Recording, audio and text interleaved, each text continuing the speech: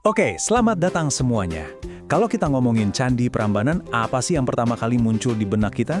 Pastinya, tumpukan batu kuno yang megah banget kan? Tapi gimana kalau saya bilang ini bukan sekedar bangunan? Ini sebetulnya adalah peta alam semesta dalam kosmologi Hindu yang dipahat di atas batu. Sebuah panduan untuk melakukan perjalanan dari dunia manusia langsung menuju sorga. Yuk, kita mulai perjalanan ini. Coba dibayangin ini, pada puncaknya dulu, kompleks ini bukan cuma terdiri dari beberapa candi, tapi ada 240 candi yang menjulang ke langit. 240! Skalanya itu benar-benar luar biasa. Ini bukan cuma kompleks candi, ini udah kayak kota suci yang dibangun untuk para dewa. Nah, ini dia, peta perjalanan kita untuk hari ini. Pertama, kita bakal bongkar cetak biru kosmik di balik desainnya. Terus, kita akan ziarah melintasi 3 alam yang berbeda. Setelah itu, kita akan mendaki gunung sucinya secara vertikal. Dan terakhir, kita akan coba pahami apa sih pesan abadi yang ditinggalkan Prambanan untuk kita semua. Oke, untuk benar-benar mengerti Prambanan, kita nggak bisa cuma melihatnya sebagai arsitektur biasa. Ada sebuah kode kosmik yang tersembunyi di dalam tata letaknya. Dan untuk membukanya, kita butuh satu kunci utama. Sebuah konsep suci yang jadi dasar dari semuanya. Kuncinya adalah mandala. Seperti yang bisa kita lihat di sini, mandala itu pada dasarnya adalah pola geometris suci yang melambangkan alam semesta. Nah, inilah cetak biru dari Prambanan. Seluruh kompleks ini dirancang sebagai serangkaian kotak konsentris yang sengaja menuntun pengunjung dari dunia luar, masuk semakin dalam, menuju pusat ilahi yang paling sakral. Mandala ini memetakan sebuah alam semesta yang punya 3 tingkatan. Mulai dari yang paling bawah, ada Burloka. Ini adalah alam kita, alam manusia biasa yang penuh hasrat. Satu tingkat di atasnya, ada Buah Loka, alamnya para orang suci dan dewa-dewa yang lebih rendah. Dan di puncaknya, ada Swah Loka, surga agung tempat para dewa tertinggi tinggal. Nah, 3 alam inilah yang akan kita lewati satu persatu. Sekarang, mari kita mulai ziarah kita. Kita akan berjalan secara horizontal, melintasi kompleks candi ini, seolah-olah kita ini peziarah dari masa lalu. Kita akan melewati 3 zona, di mana masing-masing zona ini mewakili satu alam kosmik. Bergerak dari yang biasa, semakin dekat menuju yang ilahi. Perjalanan kita dimulai di sini, di zona terluar yang paling ramai dan sibuk. Inilah Burloka, alamnya manusia. Ini adalah titik awal bagi setiap jiwa yang mau memulai pendakian spiritualnya. Zona ini berupa halaman terbuka yang sangat luas, dibatasi oleh dinding persegi yang panjangnya 390 meter. Ruang ini melambangkan dunia kita, dunia manusia yang terikat sama keinginan duniawi dan ilusi. Dulu, katanya sih ada bangunan dari kayu di sini, tapi semuanya udah lenyap makan waktu. Kekosongan ini sendiri seolah jadi simbol, pengingat betapa fananya hidup kita.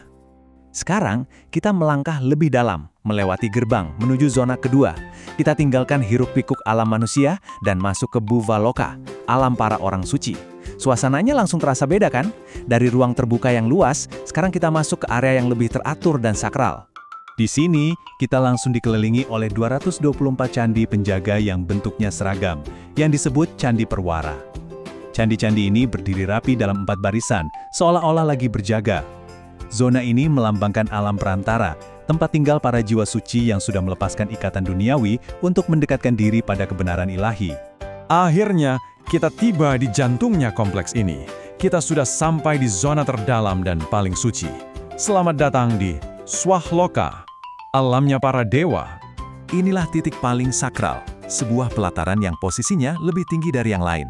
Di sini berdiri 8 candi utama. 3 yang terbesar didedikasikan untuk Trimurti, Brahma sang pencipta, Wisnu sang pemelihara, dan sebagai pusat dari segalanya, Siwa sang penghancur. Dengan candinya yang menjulang setinggi 47 meter, inilah Swarga Loka, surga para dewa yang ada di bumi. Jadi, coba kita rangkum sebentar ya perjalanan horizontal kita tadi. Kita bergerak dari Burloka, alamnya manusia di zona luar, lalu masuk ke Bualoka, alam sucinya para pertapa di zona tengah, sampai akhirnya kita mencapai Swaloka, alam ilahi para dewa tertinggi di pusatnya. Setiap zona dengan penghuni dan strukturnya adalah satu langkah maju mendekati kesucian. Eits, tapi perjalanan kita belum selesai. Prambanan itu nggak cuma memetakan kosmos secara horizontal, tapi juga vertikal. Nah, sekarang mari kita ubah perspektif kita dan lihat gimana setiap candi itu sendiri adalah sebuah mikrokosmos dari perjalanan yang sama. Setiap candi utama di sini itu bukan sekedar bangunan loh. Masing-masing adalah replika dari Gunung Meru, gunung kosmik legendaris yang jadi pusat alam semesta dan rumahnya para dewa. Jadi, waktu seorang peziarah menaiki tangga candi, mereka itu bukan sekedar menaiki batu. Secara simbolis, mereka sedang mendaki dari bumi menuju surga. Dan struktur candinya sendiri pun menceritakan kisah yang sama persis. Bagian kaki candi itu adalah burloka, alam manusia.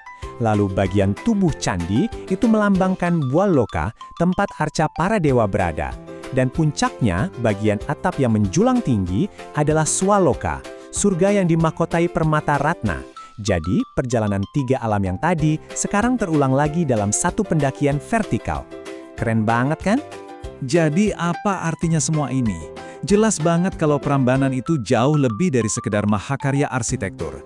Ini adalah manifestasi fisik dari sebuah keyakinan. Setiap batu di sini diletakkan dengan sebuah tujuan spiritual yang sangat mendalam. Intinya terangkum dengan sempurna di kalimat ini. Seluruh kompleks candi ini mengikuti model alam semesta menurut kosmologi Hindu, terbagi menjadi beberapa ranah atau loka. Ini menegaskan bahwa nggak ada yang acak di sini. Semuanya adalah bagian dari sebuah narasi kosmik yang agung. Pada dasarnya, Prambanan itu bukan sekedar tempat untuk berdoa. Prambanan adalah sebuah peta spiritual yang hidup.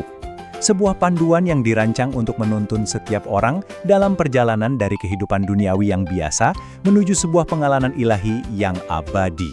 Nah, ini yang akhirnya jadi bahan renungan kita kan? Kalau Prambanan adalah peta alam semesta dari masyarakat Jawa kuno, kira-kira cerita apa ya yang diceritakan oleh gedung-gedung pencakar langit dan bangunan-bangunan modern kita tentang alam semesta versi kita hari ini? Coba deh dipikirkan.